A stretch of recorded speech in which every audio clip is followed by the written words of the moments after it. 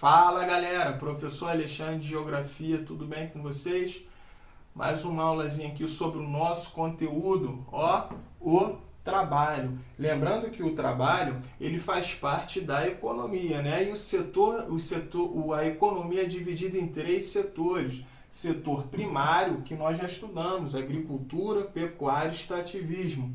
Setor secundário, que é a nossa aula de hoje, vamos falar sobre as indústrias. E o setor terciário, numa próxima aula, nós vamos falar sobre comércio e serviços. Então, vamos entender um pouquinho o que é esse setor secundário que abrange a indústria.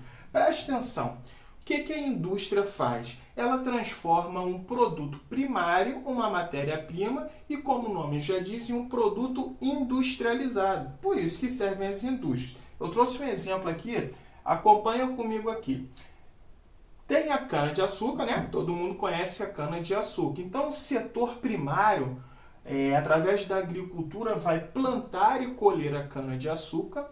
Essa cana-de-açúcar vai ser levada por uma indústria, que é chamada de usina de açúcar, de transformação da cana-de-açúcar. Então, você tem a cana mais uma indústria. Essa indústria vai transformar a cana-de-açúcar em outro produto. Qual produto que eu trouxe aqui pra gente?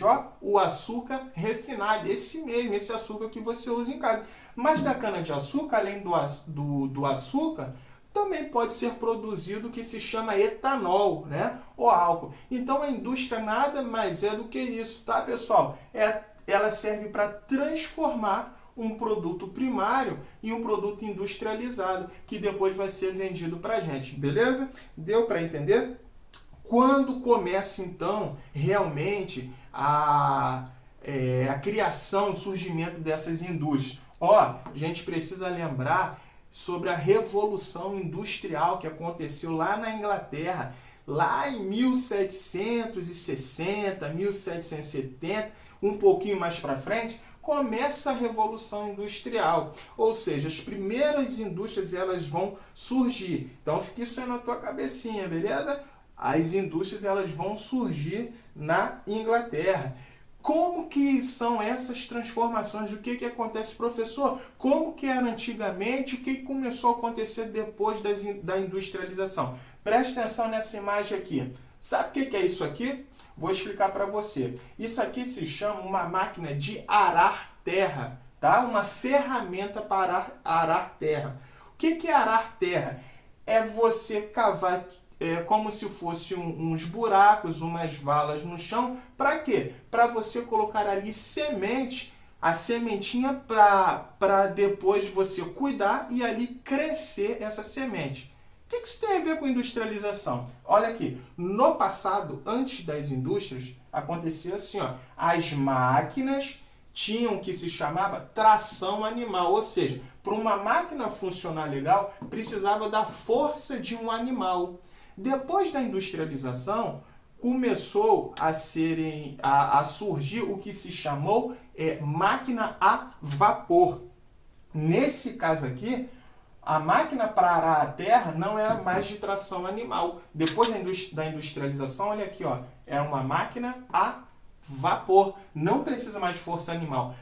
Ela trabalha através da força do vapor. Beleza, pessoal? Outra invenção bem legal também foram os trens, né? As locomotivas. Eles começaram a surgir a partir das máquinas a vapor. Por isso que a gente fala, o trem movido a vapor. Foi nessa época que começou a surgir. Então deixou de ter tanto trabalho manual e as máquinas começaram a trabalhar agora um pouquinho mais sozinha, mais independente, tá?